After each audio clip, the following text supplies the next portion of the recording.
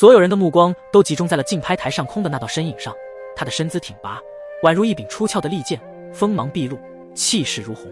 那是启君王出手了。启君王的身影似幻似真，他的手掌轻轻一挥，空气中弥漫着一股令人窒息的恐怖威压，轰击在他们的身体上。阴阳殿和天罗殿的强者们面色苍白如纸，他们的身形在空中如断线风筝般摇摇欲坠。紧接着，扑哧一声轻响，鲜血从他们的口中不由自主地喷出。他们惊恐地望着启君王，那道居高临下的目光仿佛能穿透他们的神魂，将他们的胆识尽皆抽离。启君王的声音冷漠而有力，回荡在每个人的耳畔：不要在神脉会现场造次，不然下一次就不是简单的重伤了。这绝对是神脉会规则的展示，也是皇国权势的无声宣告。在这神州皇国的神脉会上，任何轻举妄动都可能招致难以想象的重击。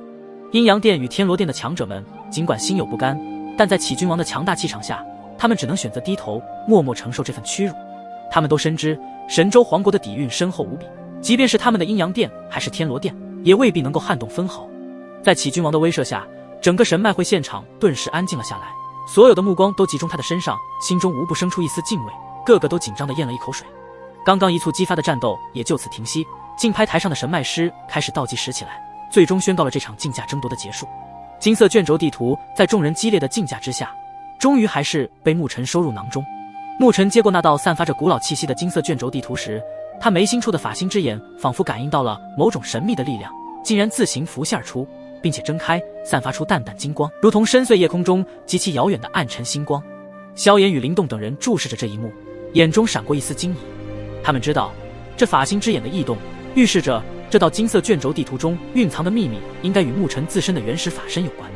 牧尘，看来这道金色卷轴的地图中应该记载着你最后2座原始法身的信息。萧炎的声音中带着几分难以掩饰的恭贺之意，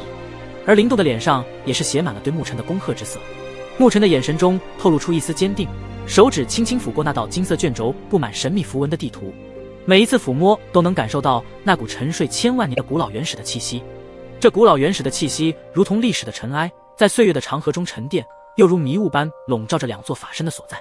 他的法心之眼，那双蕴含着无尽智慧的法眼，在他的指引下试图穿透重重迷雾，捕捉到那2座法身的一丝踪迹，但他们仿若远在天边，感应之微弱，如同风中烛火，随时都可能消散。的确，这道金色卷轴地图指引的最后2座原始法身的位置，只不过感应非常的微弱，具体位置也极其的模糊，看来日后得好好研究一番了。牧尘缓缓开口，声音中带着不容置疑。他能感觉到最后2座原始法身就隐藏在这片广袤天地间的某个角落，静静地等待着觉醒的时刻。神脉会也早已经进入高潮环节，此时除了萧炎，其他人都已经拍得各自所需。但萧炎内心也不急，如果有缘，一定会出现自己所需之物。很快，高潮的环节已经进入下一轮，他们的目光再次被神脉师即将揭晓的精品之物所吸引。神脉会的竞拍台上，神脉师的每一次呼吸都似乎带着节奏，他的动作缓慢而庄重，仿佛在演绎一场精致的仪式。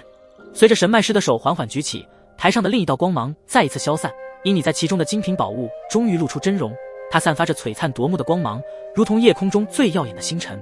随着神脉师的介绍，竞价声此起彼伏，如同一场狂潮，激烈而又不可预测。但牧尘的目光虽然被那宝石所吸引，但他的心却仍旧停留在那道关于原始法身的地图上。竞价声此起彼伏，竞拍者们的脸上写满了渴望，特别是那些还从未在这一场神脉会上拍到的竞价者，个个都是无比的满脸通红与激动。每一次出价都像是在争夺一件稀世珍宝的唯一所有权，每一次成功的加价都让人心跳加速，紧张而又兴奋。不过在接下来的这几轮精品竞价中，似乎并没有引起萧炎、灵动、牧尘等人的吸引目光，但是现场的氛围依旧还是非常的激烈，他们都是以最高的价格出手，30亿、40亿不等，而最后获得者乃是天罗殿、阴阳殿以及圣花殿等超神巅峰势力的手中。随着神脉会高潮环节的时间推移，终于只剩下最后3道压轴的精品。而在这一刻，最压轴时刻终于登场。